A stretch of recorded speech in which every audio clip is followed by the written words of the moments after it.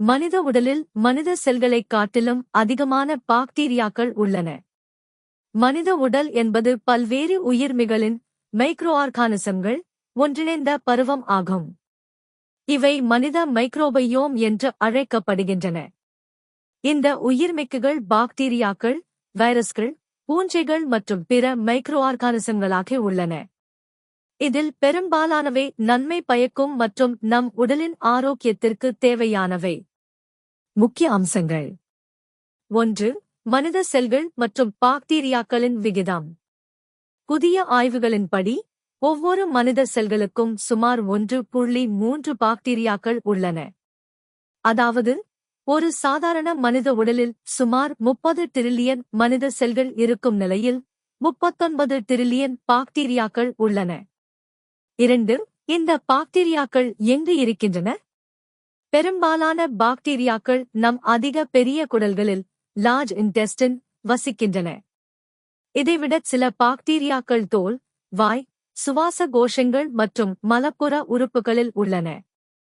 3. இந்த பாக்டீரியாக்கள் ஏன் முக்கியம்? செரிமான ஆரோக்கியம். குடல் பாக்டீரியாக்கள் உணவில் உள்ள சிக்கலான கார்போஹைட்ரேட்டுகளை உடைக்க உதவுகின்றன மற்றும் பி, கே போன்ற வைட்டமின்களை உருவாக்குகின்றன. நிரோதி மண்டலம். Immune system. சோகஸ்மெலி பாக்டீரியாக்கள் நம் நிரோதி மண்டலத்துக்கு நல்லதையும் மோசமானதையும் மாறுபடுத்த கற்றுத் தருகின்றன. மனநலம். குடல் மற்றும் மூளை இடையிலான தொடர்பு கட் பிரெயின் ஆக்சிஸ் மனநலத்தை தாக்குகிறது.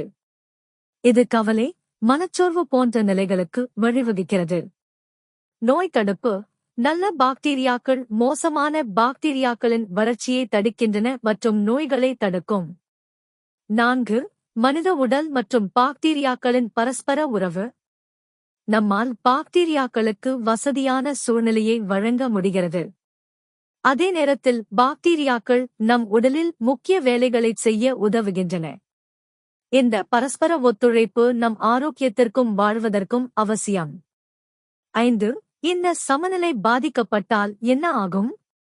சரியான உணவு பழக்கம் இல்லாமல், மன அழுத்தம் அல்லது அதிகமான ஆன்டிபயாட்டிக் மருந்துகளை எடுத்தால் மைக்ரோபயோமில் சமநிலை குலைவதற்கு காரணமாக இருக்கும். இதனால் உடல் பருமன், நீரிழிவு, குடல் கோளாறுகள் மற்றும் மனநல பிரச்சினைகள் ஏற்படலாம். இது நம் உடலின் தன்மையையும் ஆரோக்கியமான மைக்ரோபயோமின் முக்கியத்துவத்தையும் சுட்டிக்காட்டுகிறது. நல்வாழ்வுக்காக நல்ல உணவு பழக்கங்களை பின்பற்றுவதும் அசட்டையான மருந்து உபயோகத்தை தவிர்ப்பதும் அவசியம்.